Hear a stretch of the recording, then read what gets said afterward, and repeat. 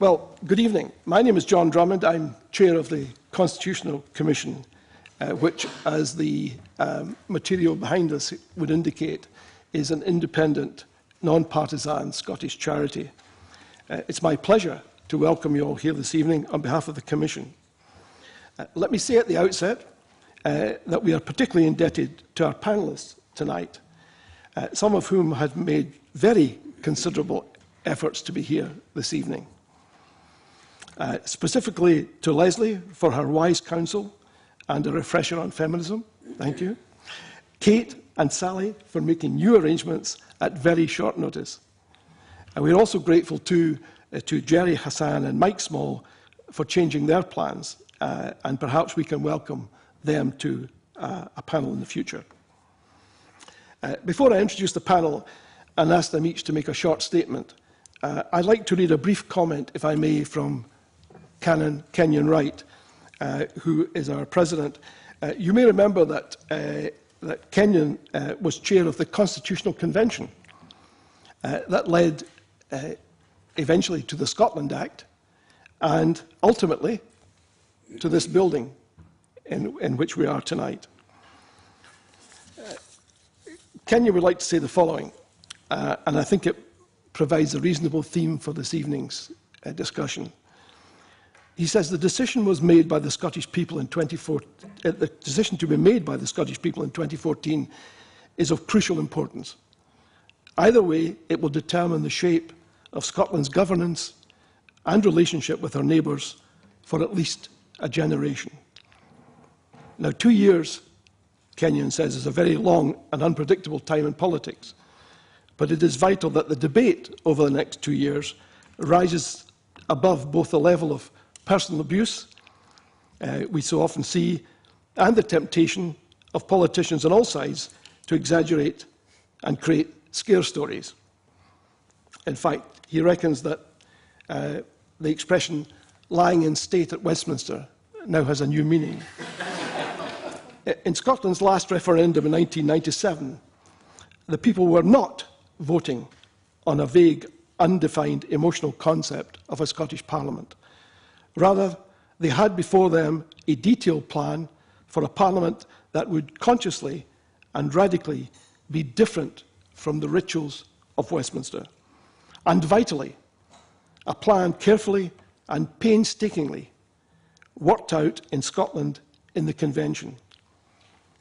He says, surely the people deserve nothing less this time. And he feels that it is our task to ensure that voters know exactly and explicitly what they are voting for or against. He reminds us that it took the Convention 6 years, and he said, now we have only 2 years to do it. He feels this conference must be part of a growing and nationwide process of defining with clarity, honesty, and accessibility exactly what each of the options means for Scotland's future relationships and the life of our people. Now I'd like to introduce the panel, if I may. On my left, Leslie Riddoch, broadcaster, journalist and commentator. Starting her career as a journalist, Leslie has hosted a number of successful and award-winning radio shows and television programmes. She also writes columns in newspapers such as The Scotsman and The Guardian. Keen to promote female interests, she has founded and edited feminist magazines and newspapers in the UK and in Africa. She has recently set up Nordic Horizons, a community of interest which explores the Nordic model in all aspects of social life. On top of all this, Leslie has a production company called Feisty Productions, which I can attest is no misnomer.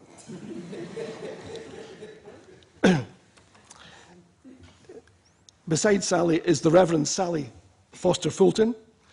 Sally hails from South Carolina, and as well as being Associate Minister at Dunblane Cathedral, she is also the convener of the Church and Society Council of the Church of Scotland.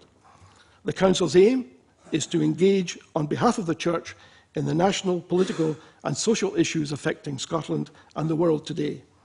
Sally runs a blog, the Convener's Blog, which presents her views on a variety of issues affecting Scotland and the world. Sally echoes the clear vision of her predecessor, Ian Galloway, for social justice through focusing on one question: how will our work benefit our brothers and sisters in most need?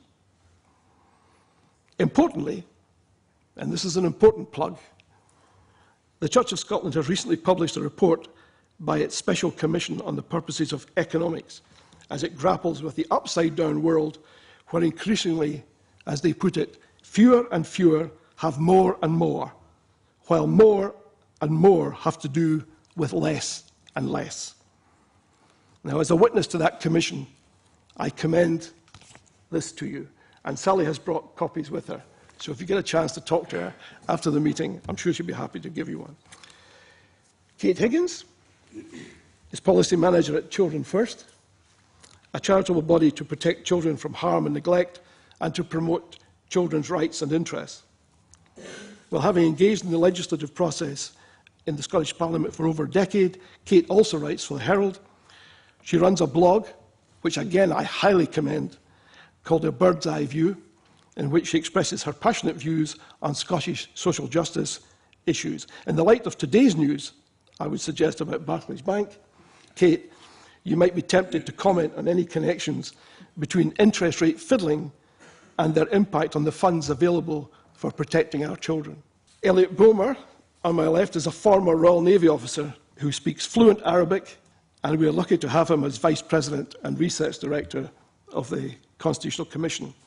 Elliot is an Iraq War veteran and is the author of a Model Constitution for Scotland, which was published in 2011. And again, there are copies available here, and I think you have a flyer as well. I suspect that Elliot also takes a very dim view of Barclays, and I'm sure he will tell us more about that. Ross Martin is Policy Director at the Centre for Scottish Public Policy, an independent and cross-party think tank which aims to influence public policy in Scotland. Ross was a senior councillor during the 1990s, serving as the convener of the Lothian and Borders Police Board for 5 years, and then as West Lothian Council's education convener until 1999. Prior to joining CSPP, he was also director of the Scottish Forum for Modern Government, based at Robert Gordon University. And again, I suspect Ross might be persuaded to suggest a policy for a Scottish state that might improve banking ethics, if that's not an oxymoron. Willie Sullivan, on my left, is Vice Chair of Compass, the UK's leading and largest left-wing pressure group. He is also Scottish Director of the Electoral Reform Society, an independent campaigning organisation working to make politics better. Willie was an official with the Scottish Labour Party when he realised that the current electoral system gives party managers and politicians too much power. He's an experienced political campaigner and organiser, and he was also campaign director of the Vote for Change campaign in the referendum on electoral reform. So as you can gather, Willie likes a challenge. And last but by no means least, Patrick Harvey, MSP, member of the Scottish Parliament for Glasgow and the co-convener of the Scottish Green Party. At the Scottish Parliament, Patrick has dealt with a number of issues, including housing, planning, charity law, transport, infrastructure, climate change, and a host of social issues, it says here. And he has also been involved with issues from asylum and civil liberties to sexual health and food policy. Patrick is also an honorary associate of the National Secular Society and honorary vice president of the Gay and Lesbian Humanist Association. And listen to this. Patrick was described in the Daily Mail as, quote, a voice of the irresponsible left-led, anti-family, anti-Christian, gay whales against the bomb coalition.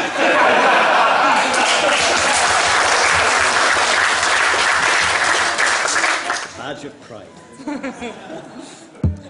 I suspect most of us can only pray for such an accolade from the Mail. Okay, those are the speakers, ladies and gentlemen. And I'm sure you agree with me, we have an absolutely stellar panel. Before turning to the panelists themselves, I'd just like to suggest to them that they might want to address some of the following themes. What is a constitution, and why is it necessary if Scotland becomes independent? What effect can a constitution have on policies such as the economy, environment, education, defence, health and social security? What scope is there for improving the quality of democracy and democratic citizenship in Scotland? And are there any specific provisions that they would like to see in any Scottish constitution? And also, what part should the constitutional question play, if any, in the referendum campaign? And last but by no means least, what should be the timing and method of the constitution-making process, and how can broad public engagement be encouraged? And I'd like to ask Elliot Bulmer to kick off. Okay, can everybody hear me? I'm a little far away from the microphone. I want to start at the beginning by setting out what this strange notion called a constitution is.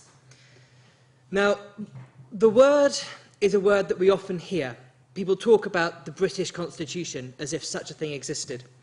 I want to suggest that I would use the word, and I have always used the word, in the context of a fundamental law, not in the context of a system of customary practices. So when I'm talking about a constitution and why a constitution is necessary and why we ought to be thinking about the constitution, what I'm really talking about is a fundamental law, a written law which sets down in a format that the government of the day or the incumbent majority in Parliament cannot easily and unilaterally change what are the fundamental principles and structures of the state and what are the basic rights of citizens.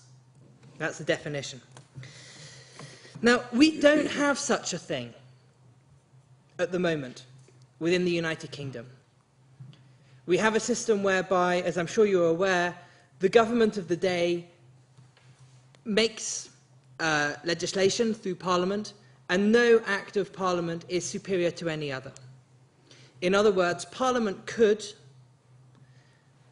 well, what could it do? It could extend the period between general elections, because general elections are quite inconvenient, as it did in 1719 with the Septennial Act. It could decide to restructure the relationship between voters and their elected representatives, as it has done with the revising of the constituencies and the constituency boundaries. All these things can be done. Basic rights can be infringed. There is the check of the European Convention and the Human Rights Act, but compared to the sort of checks which exist in countries that have a proper constitution, we are very unprotected. I like to say that the British Constitution, so-called, is a bit like the Emperor's New Clothes in Anderson's fable, an example of seamless and lightweight tailoring. Why does it matter? It matters because, for a long time, the question in Scotland has been about the status of Scotland in relation to the rest of the United Kingdom, and about the territorial dimension of power, as in, to what extent are decisions about Scotland taken in Scotland by people who are responsible to the people of Scotland, and to what extent are they taken in Westminster by people who are responsible to the Prime Minister. I want to suggest that we are beyond that point now, because one of the things that's on the agenda is the creation of an independent state. Let's be under no illusions as the extent of what is being proposed, okay? We're not talking about a constitutional small c change in the United Kingdom. We are talking about the end of the United Kingdom and the establishment of a Scottish state. And if we are to establish a Scottish state and to make that state work, and make that state work in the interests of all the people, and make that state belong to all the people, then it must have a firm foundation. And that foundation is the Constitution. Because the Constitution states, in unequivocal terms, what the people will stand for and what they will not stand for. It sets limits on what governments can do and what they can't do. And that's important because the Constitution is, in a sense, it's like the title deed. It's the thing that tells us as citizens that we own this state. It's what says to us that there are things here, there are fundamental laws that only we can change, and not that the government of the day can change. They work for us. It's also important because in doing that, it publicises power. What the Constitution says is that the institutions of the state, by belonging to everybody, belong to nobody. They do not belong to Mr. Salmond or whoever the first Labour Prime Minister of an independent Scotland might be. The Constitution, the institutions of the state, the res publica, does not belong to any one individual or any one party. It belongs to all of us. And that's why getting a constitution in place as the foundations to the House is so fundamentally important to the building of this edifice that will be the Scottish state. So that, I think, is all I want to say for my introductory remarks, is to set the tone in saying what a constitution is, that it's a fundamental law, and why the constitution is important, because it institutionalises rather than personalises power, and it gives us all collective ownership of this enterprise that is the Scottish Commonweal. Thanks. We've got a spot on 5 minutes. Leslie, perhaps you would like to speak. Well, I'm a lot more interested really in who decides things in life, because that dictates an awful lot of the outcomes, in my opinion. So, for example, you mentioned the Nordic Horizons, which is a group that I've set up with a couple of other people. And we recently had an event here, in fact, in this room, I think, where we had Professor Thorvaldur Gylfason, who was from the Icelandic Constitutional Council. Can I just check out, so I'm not boring everybody rigid, how many folk were at that one? Anybody? Yeah. And the thing that was so striking about that was that basically that was the Icelandic people writing something themselves without the kind of overweening pressure of people, of either necessarily a whole bunch of constitutional lawyers or a whole bunch of politicians, because they were actually pretty well excluded. And the way they went about it shows such extraordinary confidence for a bunch of bankrupt terrorists that you kind of get to the stage of thinking the requirement to have a kind of constitution might almost be superfluous. And what they did was they asked people to nominate themselves. Folk did that, put forward or nominate anybody else, but 55 people were put forward. They had a wee blurb about themselves on a website. Icelanders voted remotely. 99% of people are apparently on Facebook, never mind even connected up to the internet. And they chose the people that they wanted to populate that council. Those folk then apparently got 4 months off work to do this job on behalf of everyone. And those people, there was 25 of them in the end, sat and worked out a new constitution. To be honest with you, I'm happy with that. I am not, my brain doesn't work in a particularly kind of legalistic way. I remember, in fact, somebody coming here just before the before the referendum that set up this Parliament, a guy called Robert Reid, who set up the Alliance Party in New Zealand. And he memorably said that he told me that the Alliance Party in it had generally Maoris, farmers and women. And I said, that must be some kind of party that's quite a mixed bunch. And he said, no. He said, the actual differences between people are much more temperamental than that. He said, actually, that group is full of stone throwers, institutional plodders, and alternative builders. And they hate each other. And they need each other. And so the thing is, hands up, I am not an institutional plodder. It would be my idea of hell to be stuck doing this. But I am very interested in how people are chosen to be the folk who do sit and decide what is relevant and not relevant. And it's not nothing who it is. The Constitutional Convention that's set up that preceded this Parliament has been mentioned a couple of times. And it was a great thing, very possibly. I've no idea. I wasn't involved with it. I'm not meaning that I should have been. You know, why should I be? What entitlement do I have? And what worries me about Scotland above all else, practically I would say this is true, is entitlement.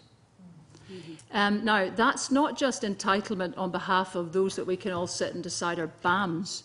You know, it's comfortable to sit and say, yep, there's a set of people running banks who are problematic. There are a whole series of entitlements in this country where people have a sense that they have a prior right, not just to be involved in something, but to run it. And that is not okay. I have, this week, in the midst of some kerfuffles about this event, was in the larger midst of, I think, what is technically called a shitstorm, for daring to have an opinion about Rangers. One of my best friends is Alex Thompson, who works for Channel 4 News. I happened to mention on Twitter that I was going in on a train with him, and wow. Now, this again may seem to have nothing to do with the constitution of this country, but you know, within, and in fact, this argues to very many degrees for having something that resembles some set of rules and ways of playing in this country, which are open, transparent, and not fiddleable by people, no matter how well connected they are to councillors, banks, and the police, because that is how this country has been run. So, you know, my feeling about this now is it matters enormously who gets to choose things. It matters enormously that every stride we take is about empowerment and not a series of technical decisions to be taken by technocrats. And that every time we don't think about how to bind ourselves together as people with some sense of honesty and integrity, we lose ground to the BAMs, who are always sitting with that sense of entitlement and have been in this country. It's one of the reasons many sane people voted for the Union when it happened 300 years ago. So, you know, if we're not to start repeating the difficulties of that period again, where we had a parliament, and I'm still waiting to hear the list of its achievements from, you know, it's almost a question of what did the Romans ever do for us, but I'm asking, what did the Scottish Parliament ever do for us? I'm very, very willing to be embarrassed to not know something massive. I'm waiting for it. I don't want us to do that again. I want us to be bold about how we choose who chooses. And after that, when that fair, open, and above all, engaged way of making decisions has happened, I'm perfectly happy to go with what those people have sat and cooked up. Last thought, I was once chair of, speaker of a Channel 4 programme called The People's Parliament. And that was a very interesting one because, again, it was about who got to make decisions. The people on that were chosen to represent the trade they had within the greater population. So we had some very interesting people, including a man who made paint and a dominatrix. We also had a heroin user who actively used on set, which was quite astonishing because nobody could tell. And to say it was an eye-opener was putting it pretty mildly. But the most eye-opening thing to me, and it's perhaps relevant given that once again the question of someone, a rapist, being a subject of a community in Scotland who do not want him to live in their midst has arisen. One of the most memorable programmes was about community notification of paedophiles. Right at the start of that programme, a vote was taken of all the members of the People's Parliament. Should the public be given notification of the whereabouts of a paedophile? And perhaps no surprise there, it was about 90% yes. We then went through a process. And the process was taking evidence from all over the place, including the United States, including police from there, including places that had a much closer general connection between people and authority. And it was a long event. At the end of it, just by a narrow majority, that same group of people rejected the proposal. Now, all I'm saying is that something like this is so big, it's a process.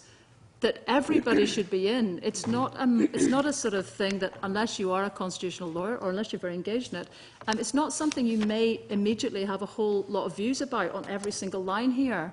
And that's why I'm just pleading for a process that takes us from where we might be, which might not be the most clued up people in the universe, unless you're an institutional plodder. All hail to the institutional plodders, by the way.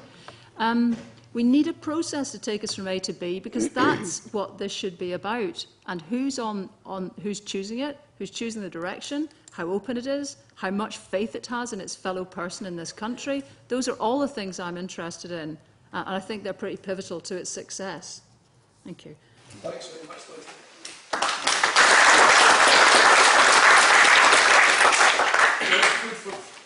Food for thought here. I'd like you to keep your questions until each of the speakers has finished, and then we'll try and squeeze in as many questions as we possibly can. Willie, the floor is yours. Thanks, John. I guess through the day I'm paid to be a constitutional plodder, so I've got my compass hat on tonight, and hopefully I can throw a few stones instead of that. So I think instead of getting into the institutional plod in detail of how a constitution should be written, or not how a constitution should be written, because I actually agree with Leslie that is probably, that Icelandic process is probably the best process we could find. I'd like to kind of talk about some ideas and some principles about the state, really, because I think we're looking at, as Elliot said, about possibly creating a new state, and there's examples of states obviously all around the world, but I think in some ways the very nature of the state has to be examined and perhaps changed. And we've got a great opportunity here in Scotland to talk about these things. I think one of the things that has been about for the last 20 years, and this is a kind of myth that state power has been usurped, that it doesn't, it's declined because of the rise of the corporations and the rise of big business. And I think that is just what it is, a myth. I think that Murdoch, the financial lobby, didn't try to influence Apple or other people. They tried to influence the British state. They tried to capture the British state. And that power, you know, stems from its ability to coerce, as Rebecca Brooks has found out, and others who are being coerced at the moment. So that is the ultimate source of power in the state. To me, that's both concerning and heartening, because as a people, we can, you know, capture and control the state. We should capture and control the state. I don't think that's what's happened in the past. So if the state is the kind of centre of power, what should the state do with its power? As I said, well, it certainly should give it away to people whose interests do not coincide with the interests of the people. People like Goodwin, Murdoch, Bob Diamond, and I think that probably happened. And I think you can see that, you know, what happens when state power is not used in the interest of people, when it's withdrawn from the market, for example. You can see what's happened with the LIBOR rates being fixed by Bob Diamond. So I think it's quite important then how we think about the state. I don't think you could say it's merely the collective presence of the citizens, because it obviously has its own interests as well. It's interests of the civil servants, interests of the politicians, and they're not always interests of the people. It has to be made to work in the interests of the citizens, and that's partly a job of these set of rules and laws, and it's partly a job of the institutions that are described by those sets of rules and how our democracy works. You know, how we can get people to hold the politicians, because they are the leaders of the state, to account. In fact, I think a lack of political leadership has been part of the problem. People like Fred Goodwin and Murdoch were much more ambitious for the type of society that they wanted to create than their political leaders were. And because they were so ambitious and tenacious about what they wanted, then they were much more able to achieve that than the people than our political leaders might have been to create something that was you hang on to your capital, you get a return on it, you create jobs. Why should the state not be doing that? I think we need to think about a difference between the nation and the state. They are not the same thing. The state, for example, in the housing benefit, should perhaps own land and should perhaps own houses. Or it shouldn't own them, it should hold them in interest for the nation. And I think that's quite an important sort of differentiation to make, a separation that the state is compelled to operate and do these things in the interest of the nation. I think there's a principle, and it's quite a soft principle, but I think it's one that we should kind of hold as what the state's function should be. I mean, I think human beings can be very selfish, very brutal, angry, self-seeking, greedy, all of these things. But I think they can also be very selfless, caring, cooperative, giving. And I think the state's job should really be kind of create a society where it's easier to be that latter than it is to be the former. And I don't think that's what's happened. And we in society, I mean, we in Compass say we want the state power to operate in the interest of the good society. And I think there's two important things to think about when we're thinking about state power, and power in general, actually. Power self-concentrates, so people with power, or where power is concentrated, will try and gather more power towards them, and they will use the power that they've got to do that. The second principle is that power self-concentrates. It's a zero-sum game. That is, if the centre of state has more power, then we as the citizens have less. Both these things tell me that the state should both be plural and decentralisation, that we should have as many sites of power as possible within the state, or within our society, actually, it's not just about the state, so that they can check and balance each other, they can hold each other to account.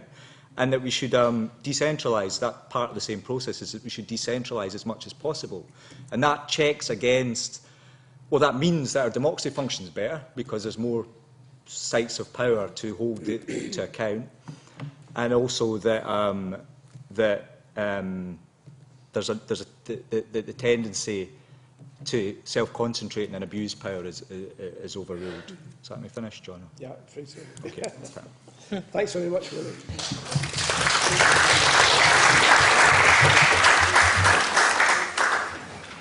I wonder if I could ask you, Sally, if you could take up the baton. Thank you.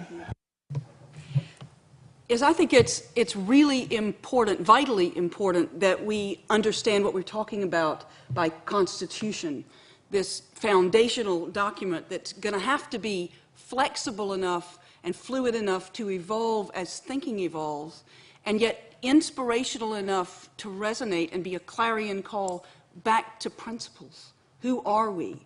So I really do think that we need to back up a bit and think first about what constitutes, amounts to, sums up Scotland. That is much more than any legal document can ever contain.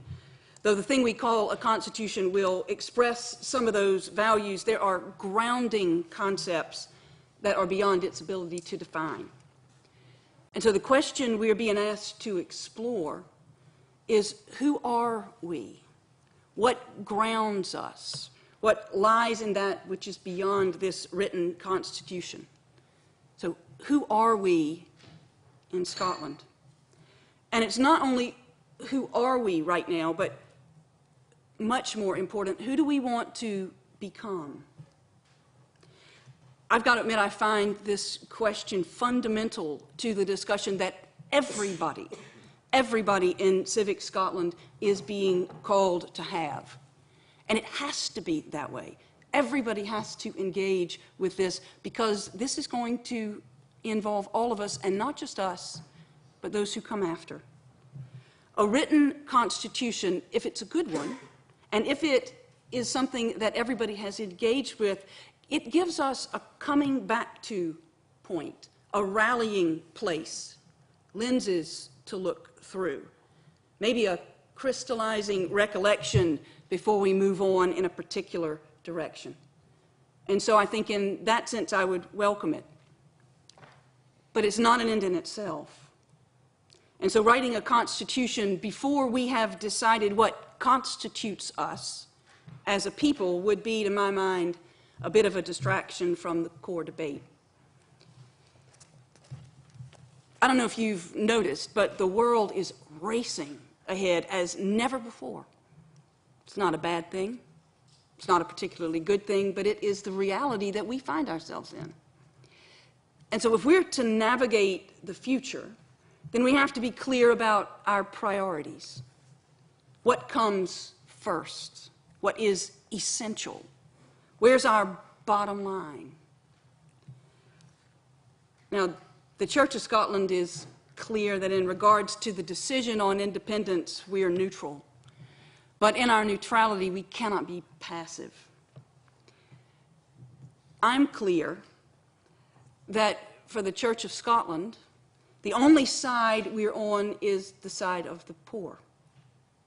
And so I hope that in the bricks of any constitution that we come up with, there needs to be a clear bias towards the poorest and the most vulnerable in our society, the people who don't have a voice anymore because it's been taken away. That has to be, I hope, our bottom line, social justice.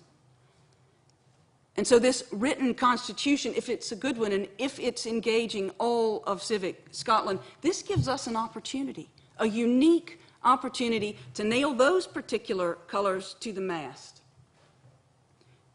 We go back to that word, constitute, sums us up. What does it amount to? So what constitutes Scotland?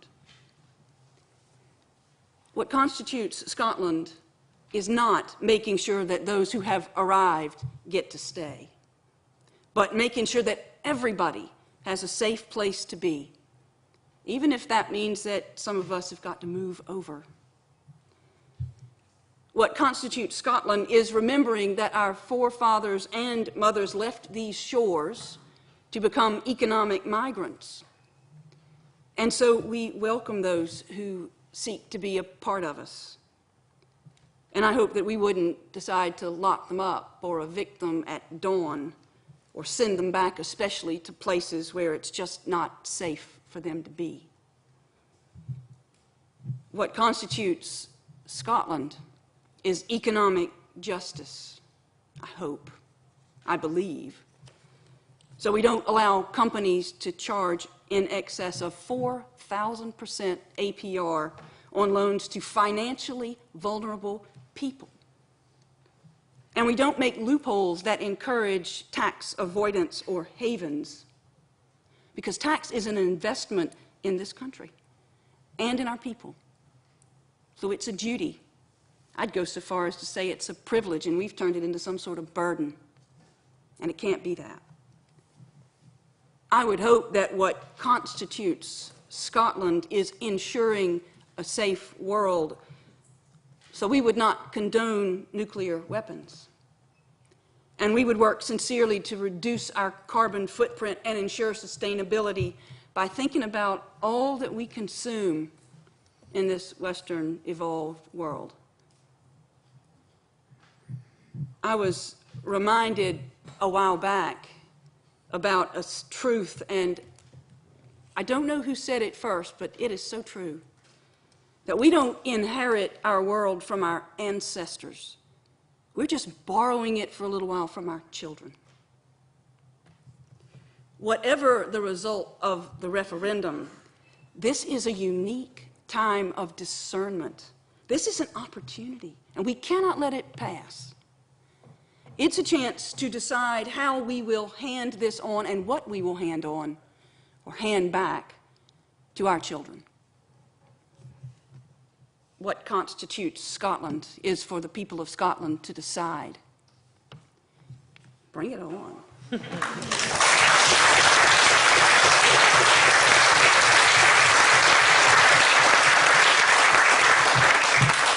Thank you very much, Sally. Patrick? You want me to follow that? They say the devil has the best songs. I think we just heard that the church sings pretty well itself sometimes, and I say that as someone who's not at all religious, but perhaps I'm missing out on something. Many of the things that we've heard already this evening were somewhere in my mental note of the few minutes speech that I was going to give you, and we've heard them with compelling clarity, I think. I'm not going to try and repeat or give a pale imitation of things that have been said before. So the aspect that I'd like to touch on is about the relationship between this debate the importance of a written constitution and a process for developing and adopting it, the relationship between that debate and the referendum itself. And I would say to anyone who has an interest in securing a yes result in that referendum, there might be a different conversation for those who have an interest in a different result. But if you have an interest in a yes result, what is needed are arguments which are nothing to do with national identity, nothing to do with flags, nothing to do with 300 years of chip-on-shoulder analysis of history, because the people who are going to make their decision about a referendum on the basis of those things have already decided. The people who we need to speak to if we want to secure a yes result are the people who are not convinced by those things, but who are not hostile to the idea of independence either. And a different set of arguments will be necessary to reach them. And I think there will be many people in that category who are unconvinced but not hostile as yet, who would be deeply concerned at the idea of voting yes and handing essentially unlimited constitutional power to today's cohort or tomorrow's cohort or 2014's cohort of politicians.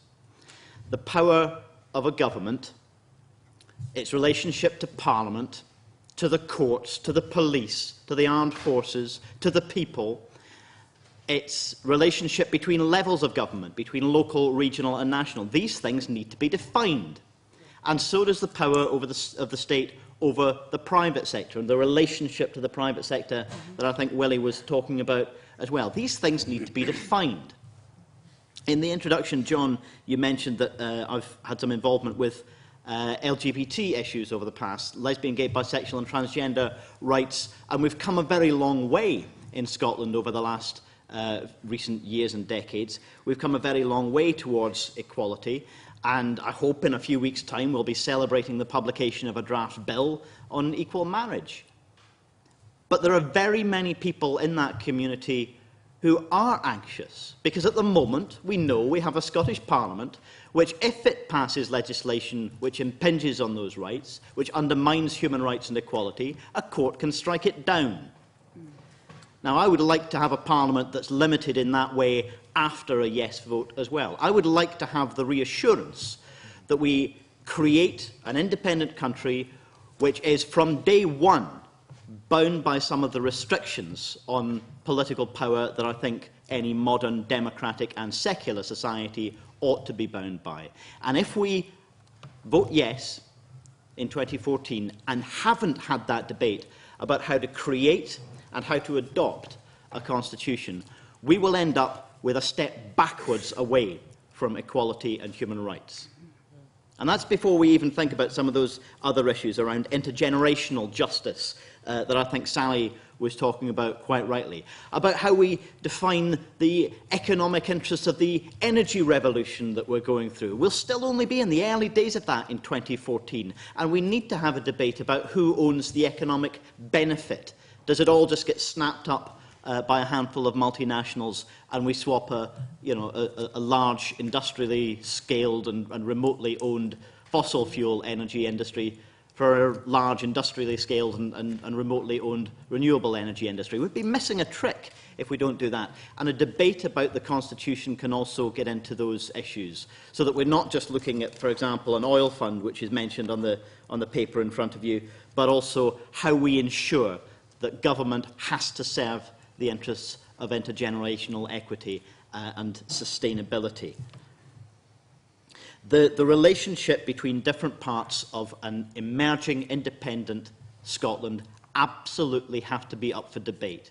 And this goes way beyond some of the simplistic arguments that we can get over into the press about the head of state, about monarchy versus an elected head of state. It's hard to get this issue of nation building into a media debate about the process we're going through over the next few years. But we're going to have to make sure that the political parties and the public, and hopefully the media will pick up on it as well, do get their hands around these issues.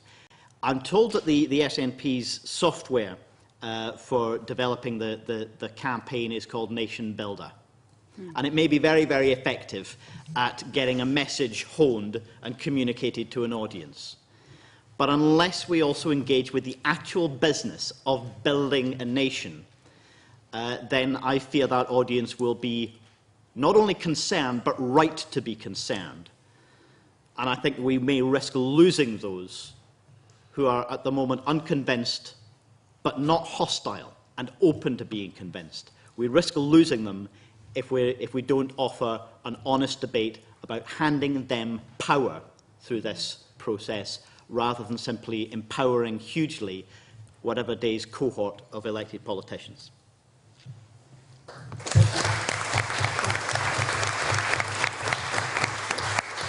Thank you very much, Patrick. Kate, I wonder if I could ask you to take things forward. Thank you. Just before I start, while happy for everybody to know what I do in my day job at Children First, I would just like to say that I'm here in a personal capacity, and in no way, shape or form is anything I have to say to be aligned with anything that Children First might want to say on such matters.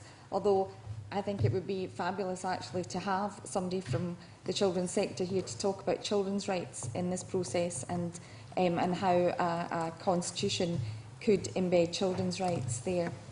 However, I also realised as well, when I was asked to speak, when I looked at the list, that by the time it got to me, it's highly likely that anything that I could say about the constitution might have been said already, and probably said much better. So I'd like to talk to... Oh, am I not on?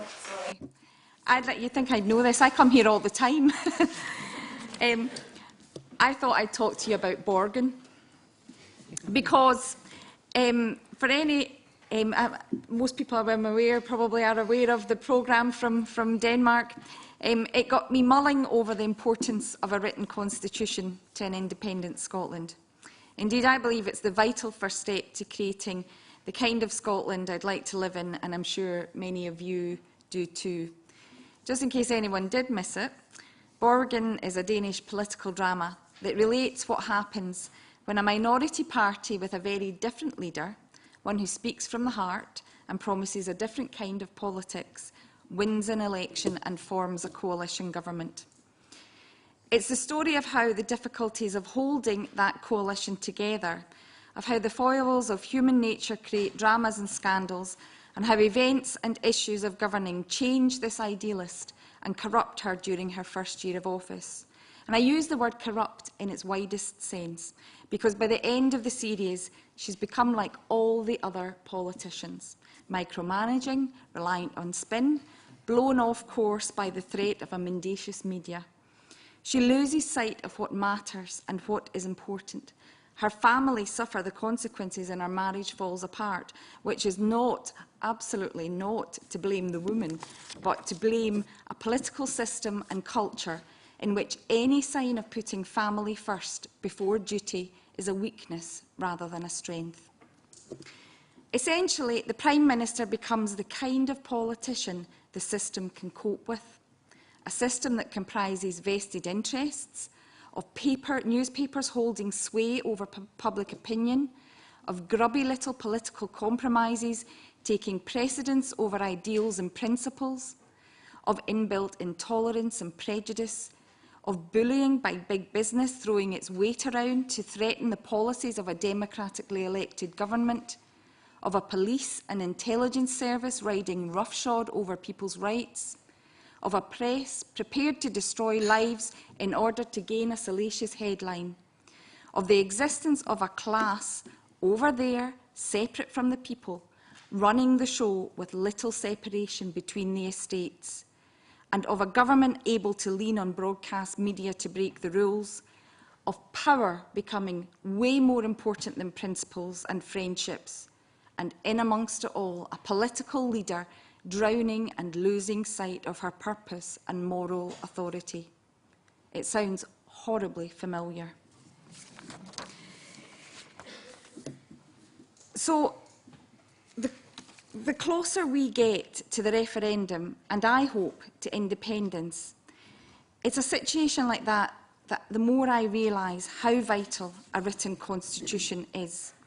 Embedding values and principles of equality, fairness, tolerance, respect, dignity, justice, democracy, inclusion, transparency and accountability in the building blocks of an independent Scotland is key to creating a new Scotland.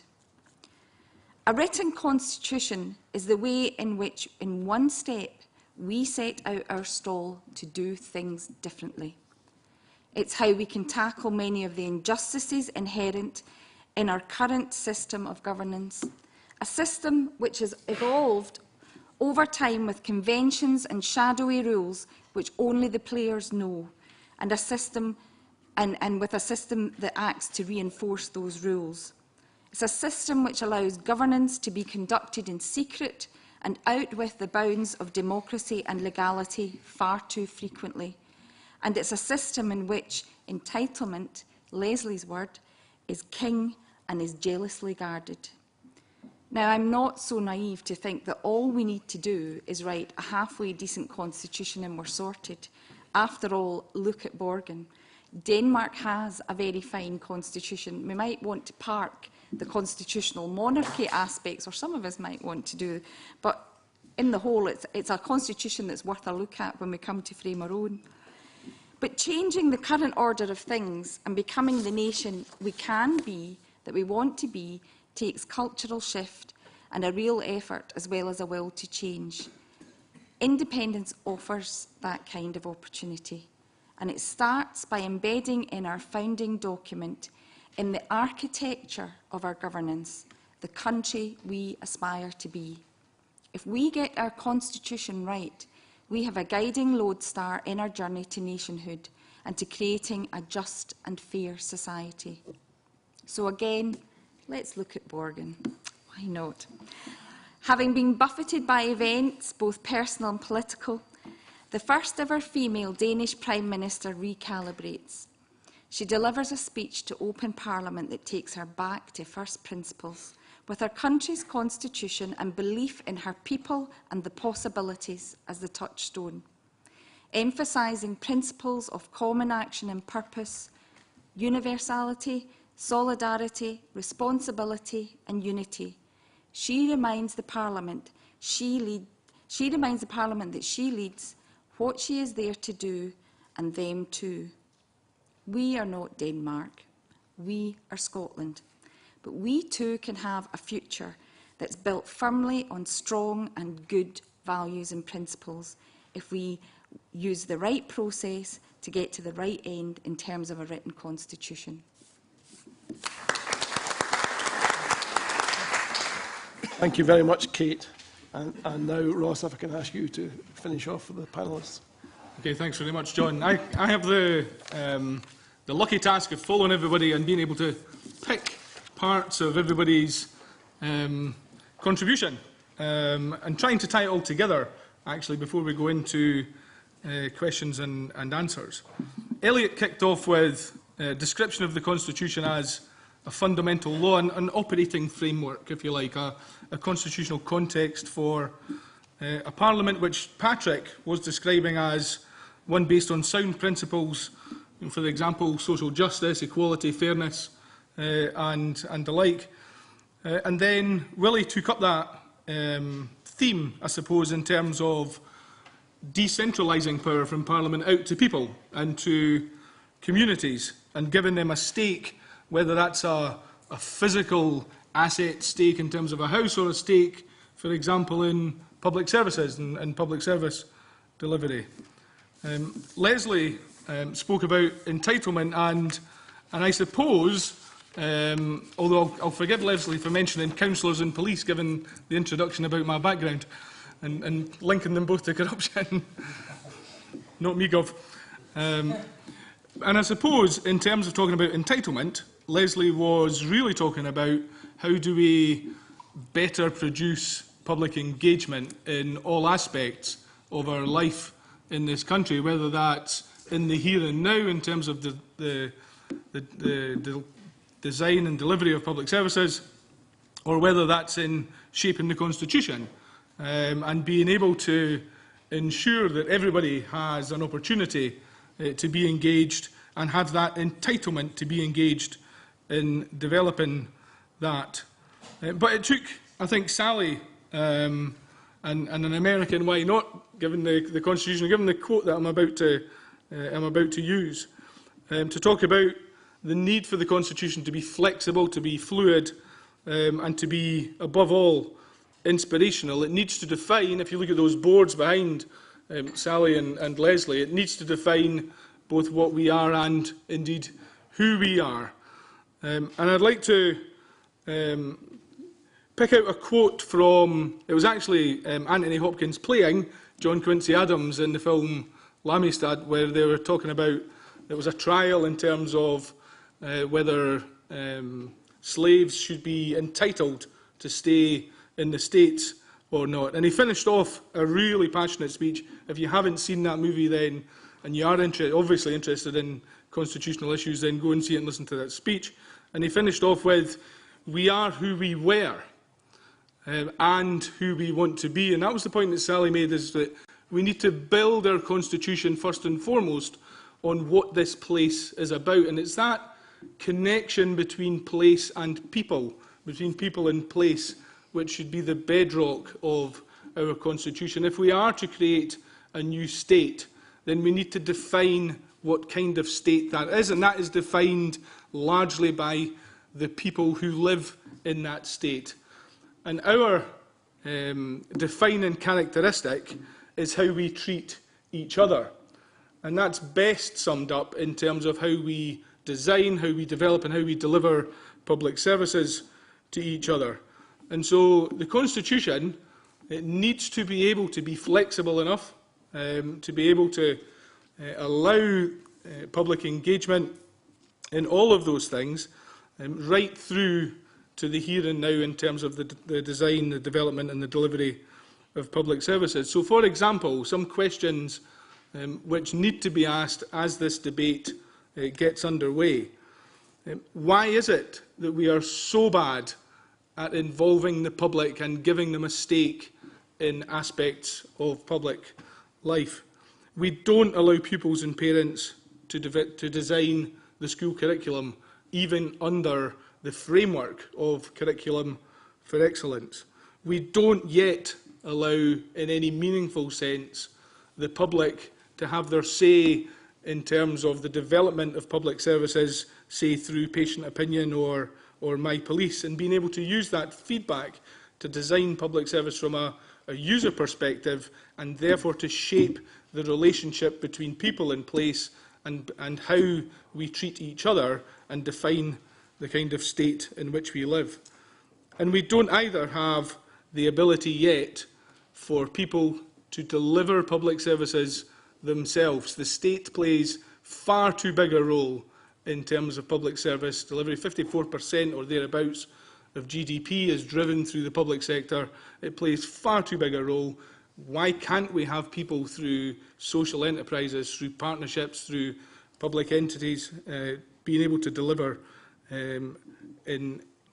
across all aspects of life? One shining example over the past 2 or 3 weeks, little Martha, can't remember Martha's second name, little Martha Payne in Argyll and Bute, has used social media and will hopefully transform not only a very important aspect of public services, school meal, across all aspects of life. One shining example over the past 2 or 3 weeks, little Martha, can't remember Martha's second name, little Martha Payne in Argyll and Bute, has used social media and will hopefully transform not only a very important aspect of public services, school meal delivery, but potentially the health of the population of the area which she calls home. So we need a constitution which both empowers people but embeds within the state in which we live those rocks of who we are and also who we want to be. If we are to shape the kind of state that Scotland will be, not that nightmarish hell which Kate so eloquently described, in other words, the state we are in. Okay.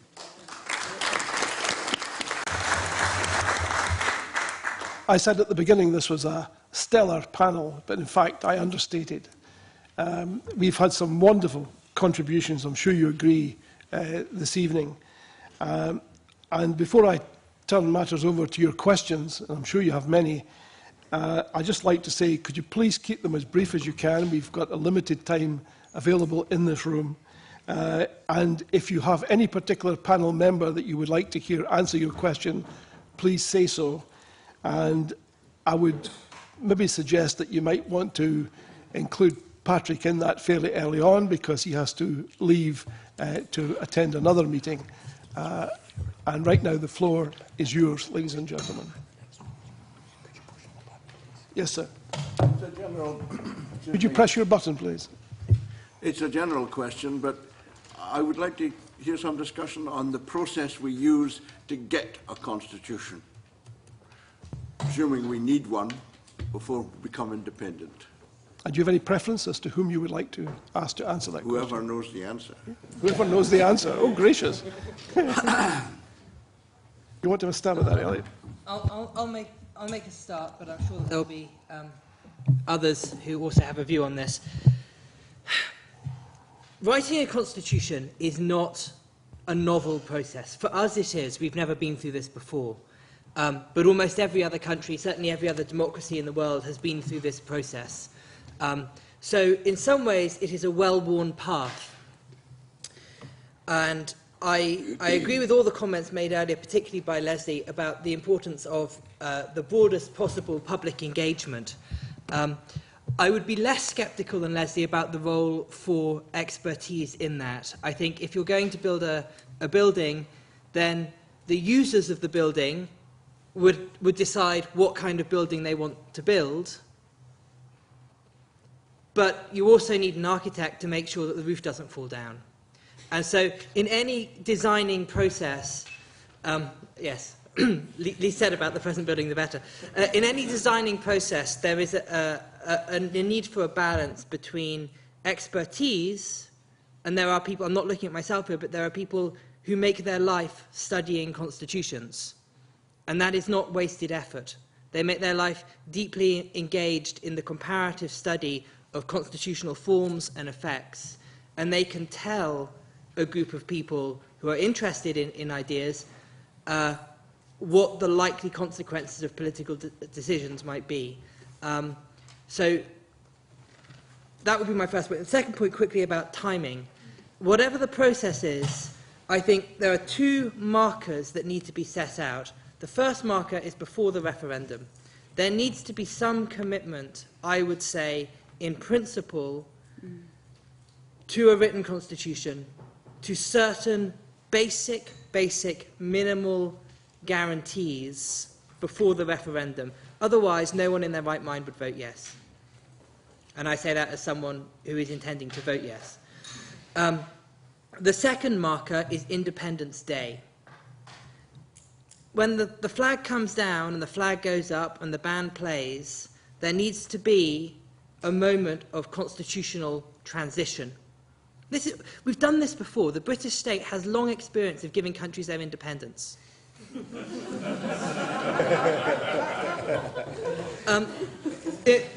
We've got reams of archives in the Colonial Office about how to do this with varying degrees of success. But when Jamaica became independent, when Malta became independent, the Queen turns up, or the Duke of Edinburgh turns up, they have a little ceremony, and one of the key functions of that ceremony was the handing of the constitutional document to the Speaker of the new Parliament. And so I would say whatever process we have, whatever scope we put in place for getting the widest possible and the best informed public engagement, we have two very clear markers of the point before which we need that to start and the point at which we need it to end in terms of timing. Just to add very briefly, I think, yes, we have to have a process committed to before the referendum. And then we have the referendum. And then there's a question about the timescale after that. There are those, including senior people in the SNP, who are talking about a referendum in late 2014, and barely 18 months after that, you elect an independent parliament, which just day one is sovereign, is independent. And I just find it really problematic to think that you're going to have, in that period of time, not only negotiations with the UK government about who owns what, assets and debts and liabilities and so on, not only organisational change in everything from the Vehicle Licensing Authority to the Revenue and Customs, to put in place the mechanisms for Scotland to act independently, but also the process of completing in as participative a way as possible that constitutional development and adoption. So I just would make a case that I think we need to be looking at a much longer timescale than I think the Scottish Government have in mind at the moment. Yeah, I would just like to say, without having seen the Icelandic model, and I will go away and have a look at it, it sounds like a good one, because it has to be an inclusive process as possible, and it has to involve people from all over Scotland on all walks of life in order to have their representative views taken into account as part of it. And it has to be a consultative and a participative process before it's handed over to the lawyers and then what makes their living, because I have to say my heart sinks at the moment they get their hands on it, and the more ordinary people can do, the better. And with regard to concerns about the timing of the process between referendum and possibly and hopefully an independent election, if you like, in independence, then let's just start now, because why wait until those in charge decide to let us have the opportunity to do this? Because even suppose Scotland doesn't vote for independence, we are going to have way more powers than we currently have, I would like to think, in fairly short order, with much poking and prodding at the parties along the way. And one of those can be, I mean, why is it that Scotland, with way more powers and almost complete autonomy within the UK, apart from big things, can't have its own written constitution that sets out how we do things within the bounds of a kind of Devo Plus or Devo Max settlement? In fact, going through the process would teach us a lot about ourselves. Sally, did you want to comment, or were you simply agreeing with? We're agreeing, okay. Okay. Yes, sir. If the Constitution defines what constitutes Scotland, oh yeah, if the Constitution is what defines Scotland, surely we should have the bare bones of a Constitution before us before we make the decision on referendum day, because how do we know what kind of Scotland we're voting for? Anyone else want to speak to that? Or Can I just come back to that very quickly? Well, can we hear from Leslie and then? Two thoughts. I was just thinking actually about the precedents that the Nordic nations set on this, and actually the Norwegians, as many of you may know, don't celebrate a sort of national day. The day they celebrate is not the day they got independence finally from Sweden. It was the day that their constitution was published in 1814. And actually at that point they were not independent, although it was a kind of curious little interregnum because they were the property of Denmark at that point. Denmark had backed the wrong side in the Napoleonic Wars. The Treaty of Kiev was about to remove its properties, as it were, and just redistribute them. So Norway was to become the kind of property of Sweden, but only in a union of crowns. Although when you say only in a union of crowns, that was pretty major. But there was a huge amount of internal control by the Norwegians. And if any of you, again, were at a recent meeting, there's a bit of dispute as to what the motives for this were. But the Crown Prince Christian Frederick called 112 men to Eidsvoll to write a constitution, which they did in, I think, 4 days flat. That would have been probably 4 days, 4 nights, and kind of all the rest. I think it was a 151-clause constitution, which is still in force today. And it was the protection of that constitution from interference by the King of Sweden And the way that that constitution directed the Norwegian state in a characteristically different and much more sort of parliamentary autonomous direction than the Swedes at the time, I'm told, that led really inexorably towards independence, actually. So it's a kind of interesting one, that your question, you know, as to when something should be there as a template. If one was to look at that example, the template was already there. The first thing the Norwegians thought of doing when they had the opportunity to be independent was to rush out in that small amount of time and write a constitution which they kind of abided by and protected. The Constitution Day was a day for children as well, very largely, for children to come out and celebrate the laws that kind of kept Norway, Norway.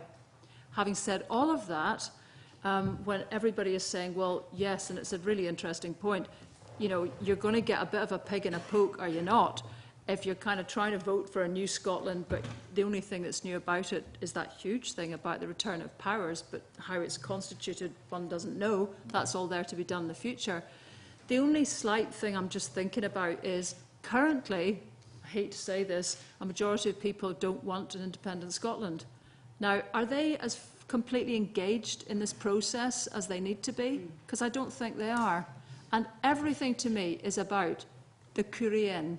It has to be as engaged as possible. And if, for whatever reason, there is a groundswell and there is a vote for independent Scotland, those folk are then having to go kerk-clunk, kerk-clunk, you know, I'm with this now, I'm here, and sort of be brought up to speed. Because it's so important to make sure that we all go forward together, and we're not together yet. Thank you very much, Leslie. Willie and then Sally. I guess I think the constitutional debate in Scotland is fantastic because it gets us to discuss what sort of Scotland we want, what sort of society we want. And unfortunately, I think it's virtually impossible to win a yes vote looking at this referendum and looking at referendums around the world and looking at the polling at the moment. You know, there might be something that changes rapidly, and that might change, but you know, that's my prediction at the moment. So, if we're not going to take full advantage of this opportunity to have the debate, and we're going to wait till after I think the referendum will be lost to have a look at the constitution, it won't happen. So I would say let's do it now, so that we can take as much advantage as possible. And the Icelandic model and actually the American constitution was written in 4 months, so it shouldn't take a lot of time. No, it wasn't. No, it took a lot longer than 4 months. It took 11 years to write the full process of the American Constitution. Took 11 years. That's according to one of our own constitutional lawyers.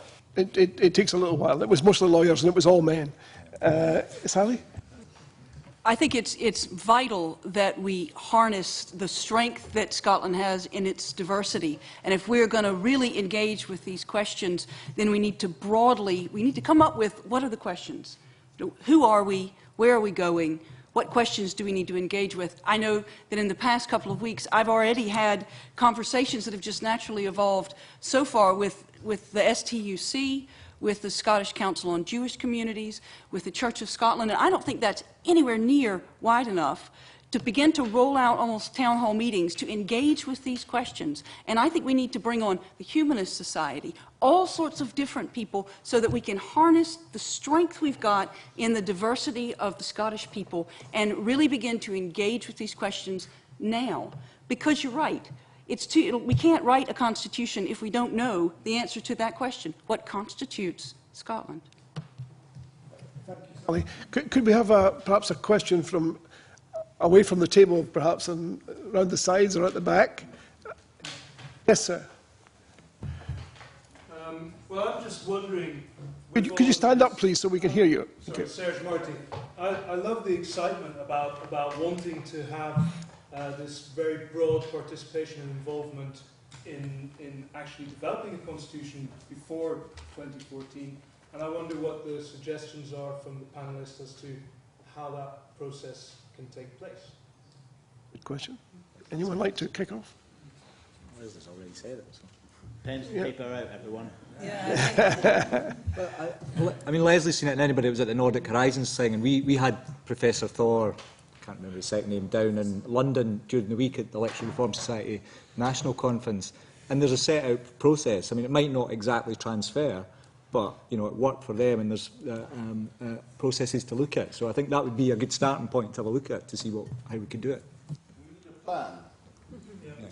It's very obvious listening to all this, because there's an enormous amount of enthusiasm and thought in this room. But we need a plan which is going to say, here's the process we're going to do it, and this is when it's going to happen. And as a vehicle for interesting people in the referendum issue, this is unbeatable. If you've got people all over the country talking about what kind of Scotland are we going to have, it's a terrific lead-up to the referendum. And the technology and the skills to involve everybody, from John O'Groats down to the Galloway, all exists. We can do it now, but we need a plan. Thank you. Let's hear from Elliot, and then we'll take the question from the back as well. Thank you. We do need a plan.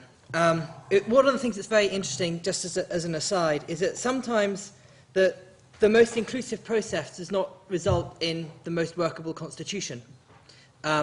I would cite the example of the French Fourth and Fifth Republics in that regard. The French Fourth Republic, they elected a constituent assembly, everyone got involved, they hammered it all out, they put it to a referendum, it was rejected, they had another constituent assembly, they went through the whole process again, they came together with a deal which no one was particularly happy with, and it held together for about 12 years. De Gaulle and 3 of his mates wrote the constitution for the Fifth Republic in 10 days, and it worked, and it has stuck, and it's given France, with the possible exception of the Third Republic, the longest period of stability, and it finally won the French right into loyalty with the Republic, and probably brought an end to the French Revolution. And they did that because those people got it right.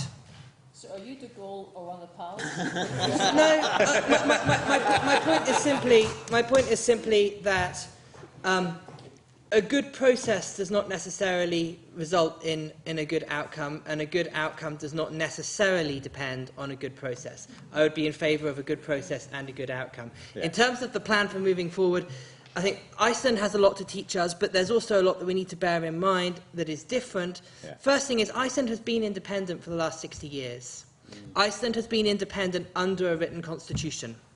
If you scratch an Icelander, they could probably tell you something about what the constitution is, what the constitution does, and why it matters. Scratch a Scot, you're not going to get those kind of answers yet.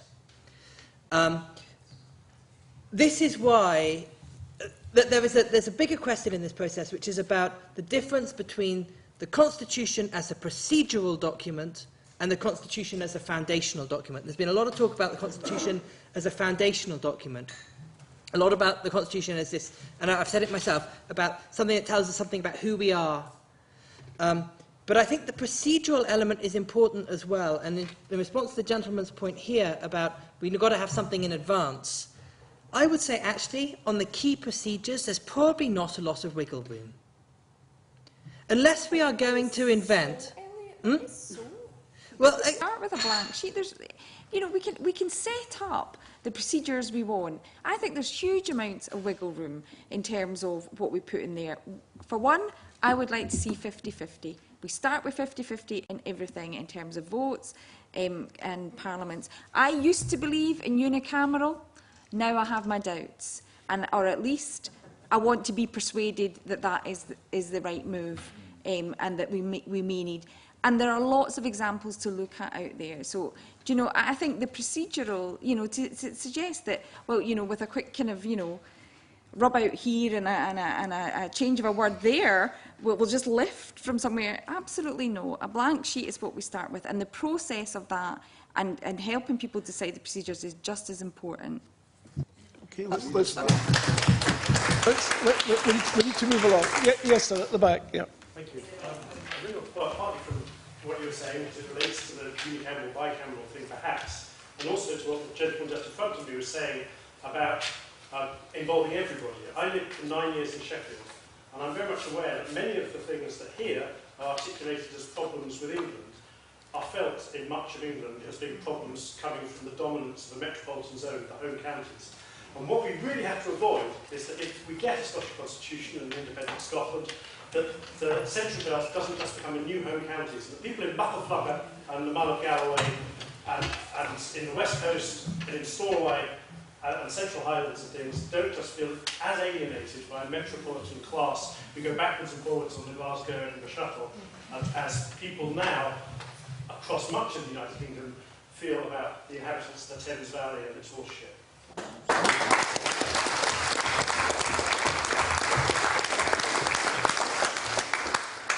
I just wanted to say something that I think it's a really big mistake to separate means and ends. To say that these things are not connected is a real problem. And you can say as long as you get the right ends and the means doesn't matter. I think it's just not true.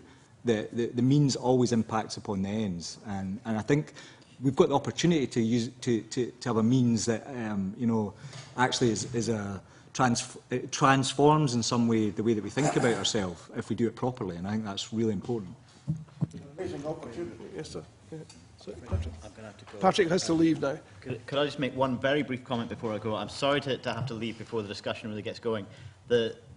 I'm convinced that we have to make progress with the beginning of this process before we get to the referendum, but I'm also concerned that we can't complete it until probably well after the referendum.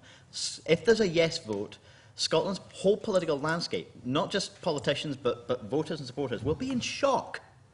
And trying to resolve a process that leads to a constitution that has broad support, that has buy-in from the people who wanted a no vote, and who will be bitterly disappointed about that, that's going to take time. You've seen how difficult it was to get the political landscape even to agree on what kind of question should be asked. We haven't even got agreement on that yet. Getting a constitution that has buy-in from the no side as well is going to be profoundly important if we don't want a fractured society coming out of it. Thank you all very much anyway.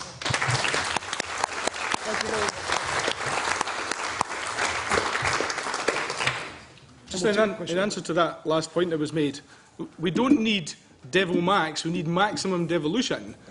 Devolution of power away from this place as much as to this place, in order to give everybody around the country a stake in both the Constitution and a stake in how we run this country, and therefore what kind of country we are.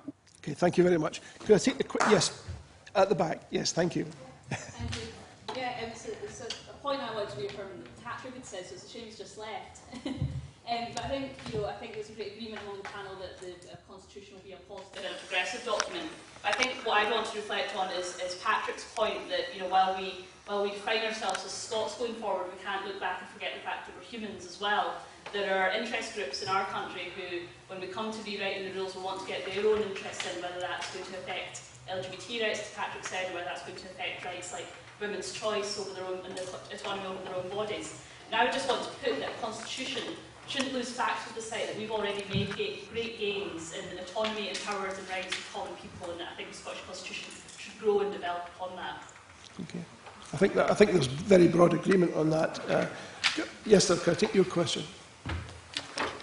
Jane Connell. Sorry. I wanted to say, as also Patrick said, that at the moment polls say the majority of people in Scotland think they'll vote no. And I belong to the great undecided. I don't know which way I'll vote. But I do know, I really like the idea of having a Scottish Constitution. I'd like to see a work for the Scottish Constitution happen independently of a campaign for yes vote.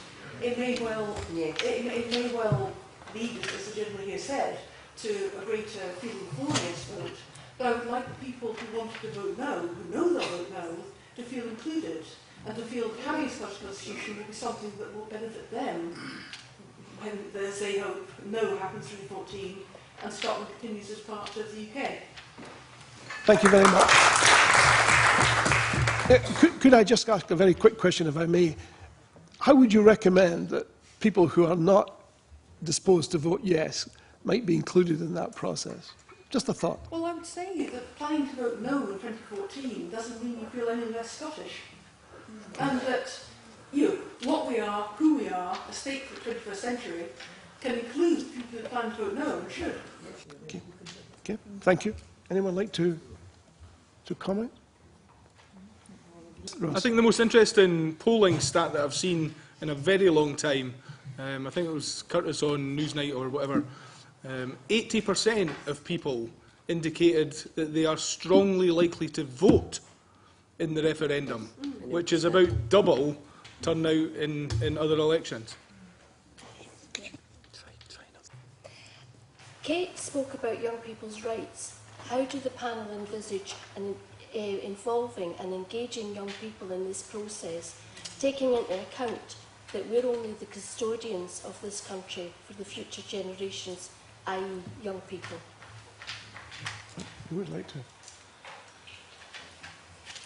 When I made the point about the children's sector being involved, as soon as I'd said it, I realised I should have said children and young people themselves. And I do worry that children and young people are hugely excluded, even more so than the rest of us, from what's going on at the moment to do with the whole referendum debate and anything connected with it. And nobody seems to be considering that they absolutely need to be actively and passionately involved and engaged. As somebody pointed out on excuse me, a blog post I wrote some time ago, my 93-year-old granny will have a vote. She might not even live to see Independence Day, and yet 8-year-olds, 9-year-olds who will live all their lives with the consequences of how we vote in 2014 have no say. And that kind of stuck with me. So I have a proposal for this. I think that effectively there should be a schools programme, and that in every school in the land there should be a Curriculum for Excellence resource pack, and every class and every child and every young person all the way up to voting age is encouraged and supported, and they have their own chats, and they get in guest speakers, and they look at the issues that matter to them, and they come out, you know, and they go through the process that we as adults are being encouraged to go through in their classrooms, and that also they have a vote on what we do, and that we as adults take cognizance of how our children and young people vote, because it is them who will live with the consequences of how we vote in 2014. Thanks very much. Sally, would you like to?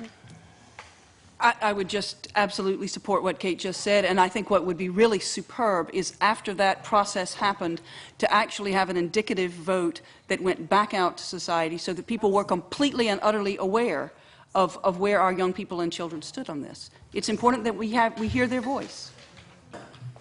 Yes, sir. Oh, I've just changed my mind about the question I was going to ask, and I was hoping that Patrick would be here when I was about to ask it. But the first thing I would like to ask is all the panel here, how many have read Eliot's book? I haven't. Because it seems that some of the things that we're talking about are ignorant of the fact that Eliot's written a great model constitution for Scotland. That's point one. Point two was, when we do get a constitution in whichever form it comes, is it going to be a 500-page, 1,000-page document? How many have read Eliot's book? I haven't. Because it seems that some of the things that we're talking about are ignorant of the fact that Eliot's written a great model constitution for Scotland. That's point one. Point two was, when we do get a constitution in whichever form it comes, is it going to be a 500-page, 1,000-page document, or is it going to be a selection of bullet points that people can memorise about what their constitution really means? I particularly asked this question of Sally because, being somebody who's been brought up in the US education system, you probably can't recite the Constitution backwards, but you could probably tell us each and every one of the amendments, which is what everybody understands about the Constitution. Isn't that correct? Come on, Sally, you're on the spot now, I'm afraid. No, I could not give you a bullet point, bullet by bullet point. I think that's one of the things that we have to be very careful about, is the Constitution of the United States is incredibly difficult to adapt, to change, and I would hate to see that imposed on Scotland. I think it needs to have that flexibility in its foundations so that it can move and evolve as we do, because surely that's what we want, is a foundational document that allows Scotland to move forward with all the technology, all the interest, all the education, and all the new things that we've got to learn. Can I just add a supplementary? If you watched the riots in England last year, and some of the kids being arrested, you could hear them saying, we have rights. Absolutely. Well, they had no rights. They have no rights whatsoever. They're picking up these idea of rights from watching American movies. You with me? So they have a right to free speech, First Amendment, yeah? But they don't have the Second Amendment right. Well, the U.S. Constitution must be replaced by the presidential right to shoot anybody. Presidential right to fire. You note where I live. Elliot, and then we've got questions from here and at the back. Yeah, I think no one would want to replicate the US Constitution. It was a wonderful piece of constitution writing by the standards of 18th century constitutional technology. But constitutional technology develops. And there are new constitutional technologies which we can adapt and use. We have some already, proportional representation. Didn't exist at the time when the American Constitution was written. The referendum existed only in very embryonic form at that point. So we have new technologies. I just want to say a word, it's not a plug, but I want to say a word, in a sense, in apology for my book. The book is a model constitution. It is not the model constitution. And this goes back to the point that I was trying to make about wiggle room. Yes, there are lots of things to do with the foundational nature of the Constitution, to do with particular policies, what it says about children's rights, what it says about equal marriage, those sorts of issues in the Constitution, over which there is huge scope for discussion, and over which actually the most important thing is what do people think. It's about opinion.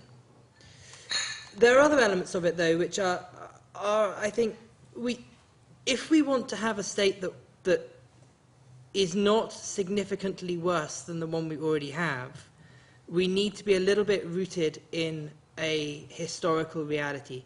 I would suggest, this is an unusual experience for me because I'm normally the most radical and lefty person on a panel, but I would suggest we need a little dose of realism here. I would suggest that what we try and achieve is a good state-of-the-art parliamentary democracy of the sort that exists in other Northern European states. If we were going to create some radically new and different political system without precedent, I'd love to. I'm a utopian at heart, but I'm not sure that that's practical. We have a system of parliamentary democracy, and when I talk about wiggle room, I'd say the constraining factor is what we need is a constitution for a workable parliamentary democracy. And this thing here about minimum basic content, this is not intended to suggest that all those foundational issues and all the other things that we might want to put onto it are not relevant or important or don't need to be discussed. It's just suggesting that there's probably a basic foundation on which, regardless of our views, it's a real shame that there's no Conservative here tonight that I'm aware of, because I would have thought that it would be difficult to disagree with those kind of basic procedural things. And once we've agreed on those basic procedural things, then we can argue all we like about the foundational and aspirational things. So yeah, the model constitution is not intended to be the final word. It's not intended to, this is my constitution, I want to impose it. It's intended to show how some of those basic procedural problems can be solved in a way that reflects the best practice for other European nations. Okay. Thanks. Leslie? Just a small thought. You know, if some of these aspects of a constitution are so kind of very obvious that everyone could agree with them, then once again, I'm happy to let the people of Scotland go on that journey and find them. You know, if things are transparently pretty blinking obvious, then actually we can do that. And you know, I cannot stress enough how much I disagree with your general approach, Elliot, and that's why I skip-read your book and couldn't get into it. Because This is all about, from here on in, there is a framework, there is a rubric, there is a backbone, and there is us on it. And, you know, I am not wanting to live anymore in states which separate out these functions so completely.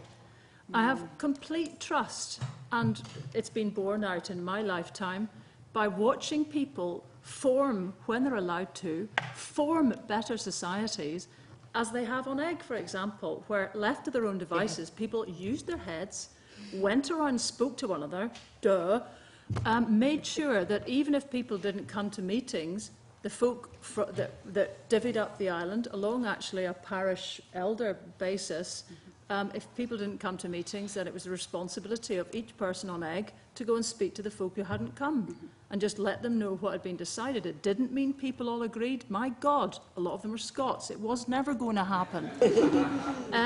But no one could say they didn't know. And, you know, this conception of what it is to be involved is so pusillanimous in this country. The idea that we have of consultation is kind of like, you know, do you want a white pen? Do you want a red pen? Do you want tea? Do you want coffee? This is rubbish. It's not enough. So many of the reasons that we are hamstrung and have become a bunch of ambulance chasers and not problem solvers at source is because of this constant need to have very tokenistic ways to involve people. And it's just not good enough. I don't want to live in a country that thinks that's involvement. It isn't. So this thing, if it really matters, and if the points of principle in it are bleedingly obvious, I have every confidence that a bunch of empowered Scots will get there themselves, and it must be like that. And then Ross, and then we'll take two more questions. I think we just about enough time. As I said in my introduction there, Compass has been thinking, talking, writing a lot about the Good Society for a long time and involved a lot of people in that process. I don't think that any sort of constitutional document is something that can create a good society, whatever your vision of that is. And so, you know, and so you've got to look. We've got to look beyond that. I know that's what we're talking about just now, but I think if we go through a process of trying to think about what sort of Scotland we want, and the Constitution is a small part of it, I think there's a problem with political engagement, which was mentioned, and that for me is a problem of individualisation, because as an individual I cannot really affect very much, and I think we've lost this idea of collective action. We've lost the institutions of collective action. You know, and there's no longer any countervailing forces that will redress the forces that are looking after a certain narrow set of interests, which I defined in my speech. So I think the Constitution is good, but we've got to think a lot more about, you know, what happened to trade unions, what happened to community organised, what happened to local authorities, what happened to these institutions of collective action are, you know, are important. And these are things that we've got to rebuild, and that understanding that it's only us together that we can actually change things, because as individuals we all feel impotent and don't even bother trying.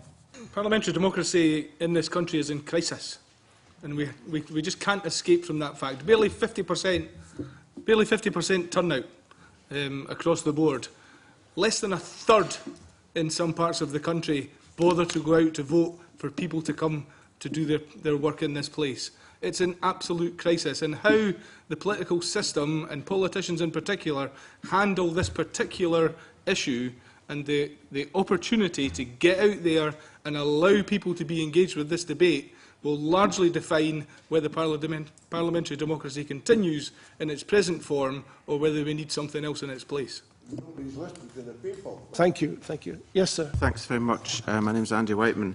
I just wanted to agree that this process needs to start, and it needs to start soon. Not necessarily because of an end point of a constitution that will be adopted in independent Scotland, because we might not be independent, but as much as anything else because it will allow us to debate some things that we're never allowed to debate. And I name one of them, which I've got particular interest in, that's property rights. Because when the European Convention of Human Rights was negotiated after the war, property rights was left off the agenda because nobody could agree, and it took another 15 years before they managed to draft Article 1 of Protocol 1, which is pretty thin. And the original US idea of land liberty and was not happiness, it was property. But the Founding Fathers couldn't agree on that because that posed very difficult questions about their legitimacy in that country. So, and property rights do not have any legitimacy in this country whatsoever. They're just simply a naked historical power grab. And its most notable consequence is the fact that it forms something called private law. It's private law. So I would stress the importance of us having a process of constitutional building, because it will allow us not only that, but in issues like children's rights and stuff, it will enable us to talk about things that we're never allowed to talk about.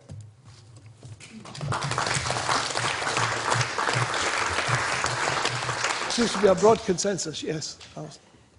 I just want to go back to Kate's point about children and them being taught specifically in school on this issue. And whilst I think they should know about it, for us to suddenly put in a process that engages them in this debate actually excludes the fact that teachers are quite capable themselves. Leslie's point, they can make decisions about that when their pupils are ready for this kind of debate. I think if we actually suddenly asked our education minister at the moment to put in a programme for children, that would be seen as coercion and some process of impregnating the children. And I don't think it's a good idea to do that at this time.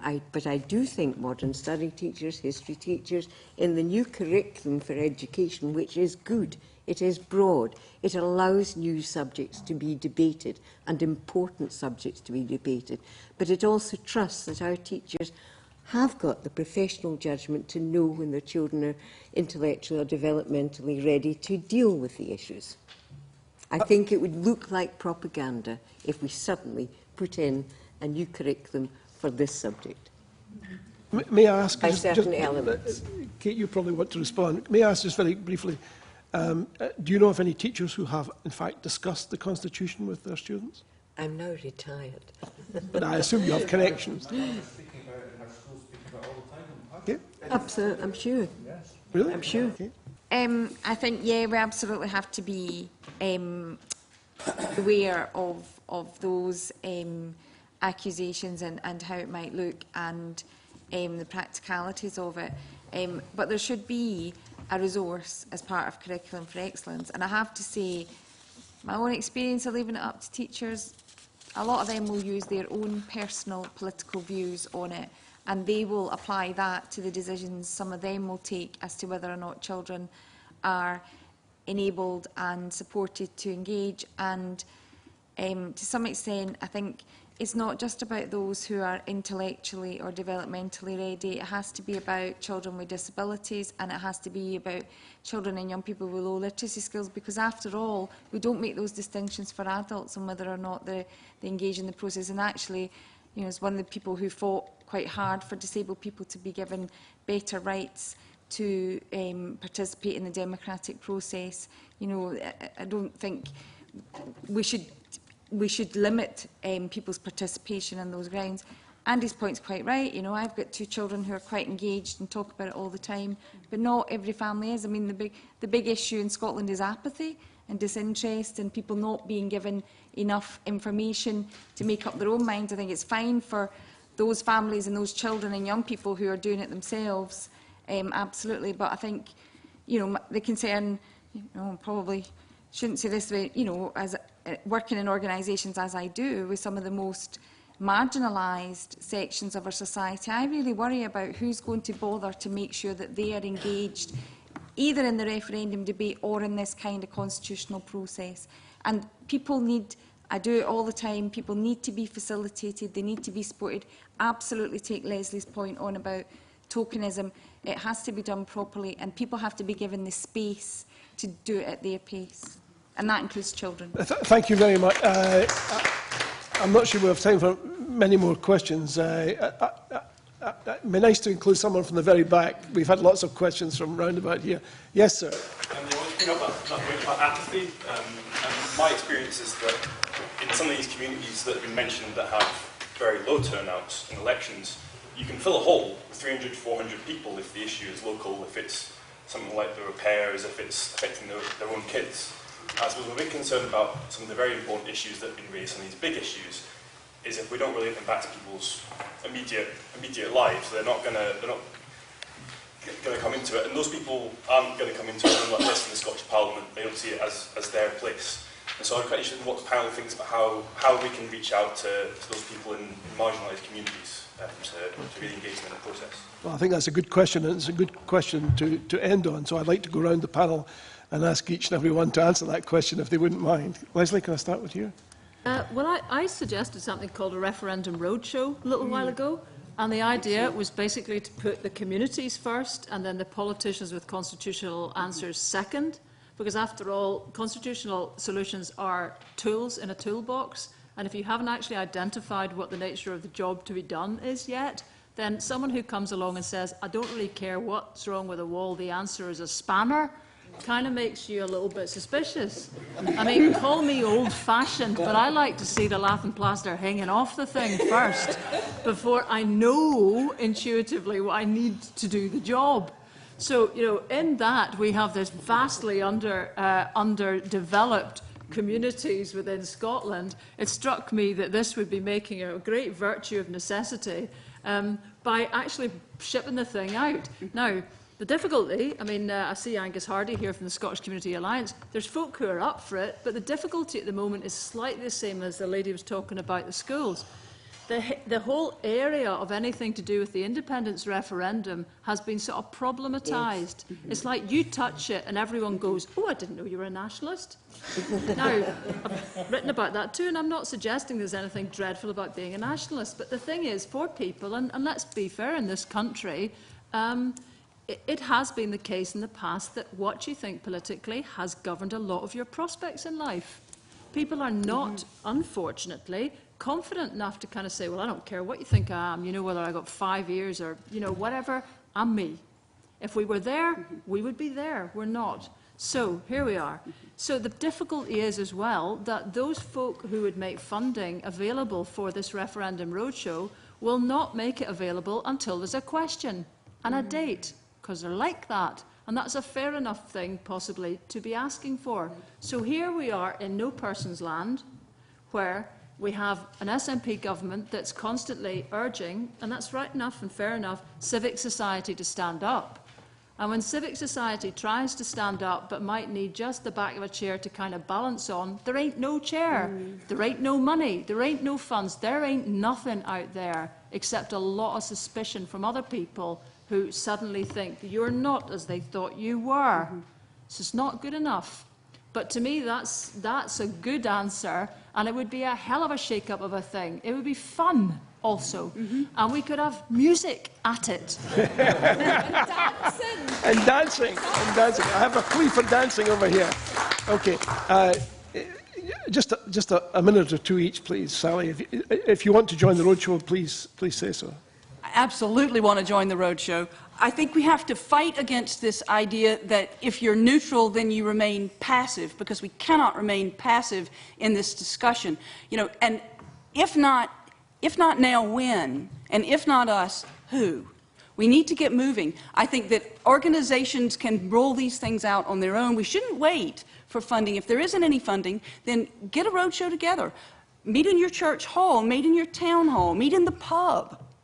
But start having these conversations. In regards to the schools, my concern about not rolling something out that's big enough is you're not going to have that reciprocal, you're not going to have the indicative mood, you're not going to hear what these kids are thinking. So we have to have something that feeds back on itself. Because this is where we are. This is where Scotland is, and it's not going to be here again.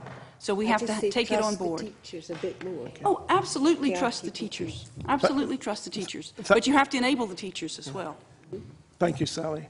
Are you going to join the roadshow? Of course. And I don't see why that should cause a laugh. Of course. Leslie and I are firm friends. He almost said bosom buddies. No. Yeah, okay. Yeah, I would be fully in favour of that. I would like to inject a note of realism, though. I'd like to inject a note of realism, which is we can come up with the best ideas we like. We can have the broadest participation we like. We can get ordinary people who've never thought about a constitution in the world to engage with the subject. But unless there is political buy-in to this process, it'll never happen. At the moment, there are people who it would suit very well to create a state without a constitution at all. There are people who it would suit very well to put together the weakest, flabbiest, least constraining, most pragmatic, in the bad sense of the word, constitution that they can throw together. Because they don't want constraints on their power when they become the big fish in this new smaller pond. And my note of realism is simply that I'm actually not opposed to anything that's been said here tonight. I just think that we need to be aware that there is a danger in letting the excellent drive out the good. But you'd be quite happy for the process to take place and then for the process to instruct the politicians to endorse. I'd be delighted. Okay. Absolutely delighted. So that's free for the roadshow so far. Willie? Yeah, I'm for the roadshow, but I think there's, this is just part of a bigger problem about political disengagement and people not really feeling that whatever they do is going to change anything because the power is concentrated. People that have power don't give it away; they keep it, and so we've got to think of a way to force them to give it, a way to give it further down, and only then, when people feel that they have some power or their representatives at a local level have some power to do stuff, will they re-engage? I think. I think, though, Willie, what people are saying is we're going to take the power.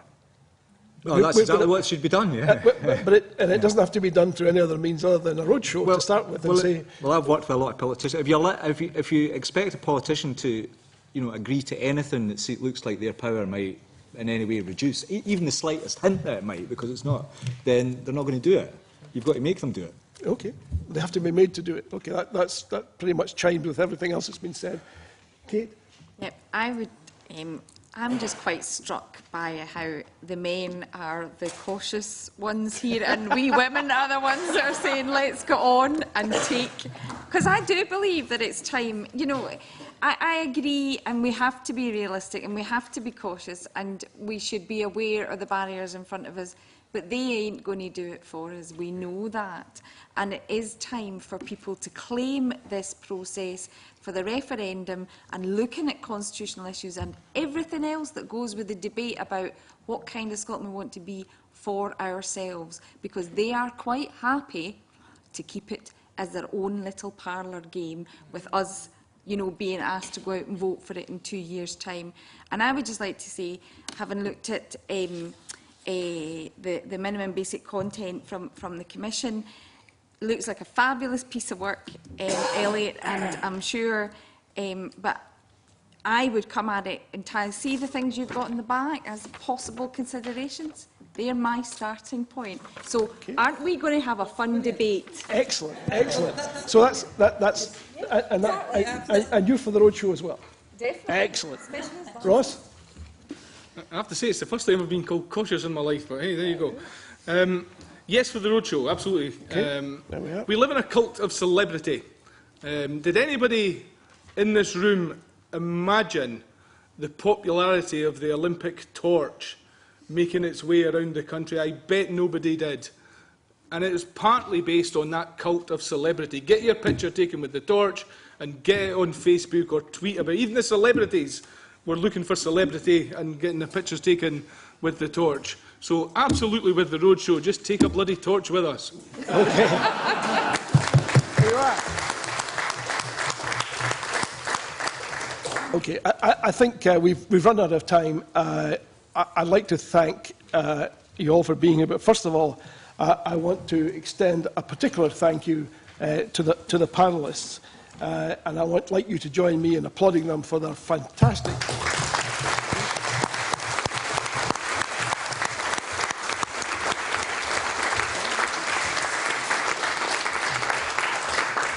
And now I'd like you to join me in extending a big thank you to the people who looked after all the infrastructure and made this possible technically, and did all the heavy lifting in order to get things here, sometimes literally. I'd like to thank Alex Grant,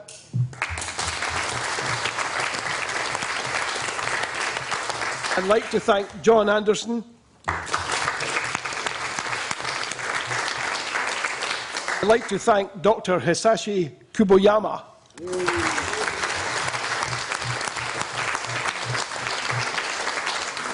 And I'd like to conclude with a quote from a very favourite author of mine, which probably summarises the conclusions we've probably arrived at today. And she said, "Never doubt that a small group of thoughtful, committed citizens can change the world. Indeed, that's the only thing that ever has." Margaret Mead, I commend it to you.